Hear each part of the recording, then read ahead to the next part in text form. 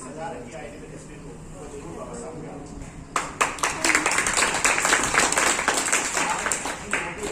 वो केवल बाबा साहब की वजह से। बाबा साहब नहीं होते तो एक पोखर में, एक तालाब में भैंस पानी पी सकती थी पर अपने लोगों को पानी पीने का अधिकार। यहाँ तक दक्षिण भारत में ऐसी स्थिति थी कि महिला को अपने तन ढकने का भी कोई अधिकार नहीं था, पर जो भी अधिकार मिला है वो बाबा साहब की वजह से मिला है। बाबा साहब की वजह से हमें अधिकार मिला है। मैं चाहता हूँ कि पढ़ाई के साथ साथ हम बाबा साहब के मिशन को भी आगे बढ़ाएं। बाबा साहब का मिशन यहाँ तक सीमित नहीं कि हमने जय भीम बोल लिया, बाबा साहब की तस्वीर घर पे लगा दी, वहां तक सीमित नहीं, क्योंकि बाबा साहब को पढ़ोगे तो अपने अधिकारों की बात करोगे। क्योंकि बाबा साहब कहते हैं कि जब तक हम बाबा साहब के बहुजन इतिहास को नहीं पढ़ेंगे तो अपना समाज का विकास नहीं कर सकते, क्योंकि समाज के विकास के लिए समाज का इतिहास पढ़ना बहुत जरूरी है। हमने ये कहा अभी अच्छा हो, यदि काम करने वाले लोग बुरे होंगे तो संविधान बुरा साबित होगा, और संविधान कितना भी बुरा हो यदि काम करने वाले लोग बुरे होंगे तो बुरा साबित होगा। कहने का मतलब ये है कि जो वर्तमान स्थिति है राजनीति की, वो अपनी SC, ST, OBC यहाँ तक माइनॉरिटी, इन तीनों पर निशाना जमा जा रहा है।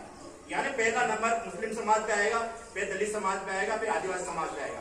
पर जब तक अपने अधिकारों का आप बात करोगे, अधिकारों के लिए लड़ोगे, तो यह होने वाला नहीं है। क्योंकि वर्तमान जो स्थिति है, चाहे चुनाव कोई भी हो सकता है, एनडीए और इंडिया गठबंधन का चुनाव हुआ, पूर्ण रूप से सरकार नहीं आई, इसलिए आप लोगों ने बहुत मजबूती से चुनाव काम किया और अच्छी सीटें आई, इसलिए अपना अधिकार बच गया।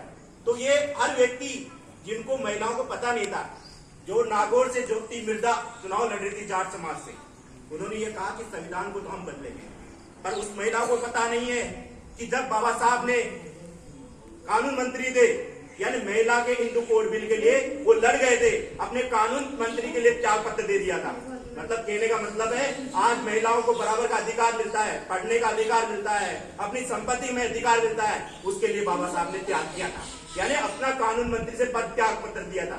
जब आज महिलाओं को इतना अधिकार है, मैं चाहता हूं कि महिला जो व्रत करती है, उनको करने से पहले बाबा साहब को पढ़ ले। मैं कह रहा हूँ आपका व्रत छूट जाएगा, क्योंकि बाबा साहब ने आपको ऐसी शक्ति दी है कि आज पुरुषों के बराबर आपको बैठने का अधिकार मिलता है, आप पुरुषों के बराबर आपको संविधान में, संसद में बैठने का अधिकार मिलता है, आज पुरुषों से बराबर आपको विधानसभा में बात रखने का अधिकार मिलता है। क्योंकि मैं बात कर रहा हूँ भरतपुर से जाटव समाज की, यानी संजना जाटव केवल एक एडवोकेट थी, उन्हें जिला परिषद का चुनाव लड़ा, विधानसभा में 400 वोटों से हारी, पर उसने हार नहीं मानी और वह सांसद बनके आज वहां पे संसद में पहुंची। उसी प्रक्रिया में मैं चंद्रशेखर आजाद की बात करता हूं, क्योंकि हम सबका हीरो आज है तो चंद्रशेखर आजाद है।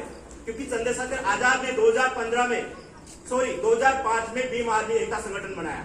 केवल संगठन इसलिए बनाया कि एजुकेशन के लिए काम करेंगे, शिक्षा के लिए काम करेंगे। उन्होंने पूरे यूपी में 350 से अधिक स्कूलें खोली केवल शिक्षा के लिए। पर शिक्षा से हमारा काम नहीं हो सकता, शिक्षा के साथ अपने को बाबा साहब का संविधान भी पढ़ना चाहिए, अधिकारों की बात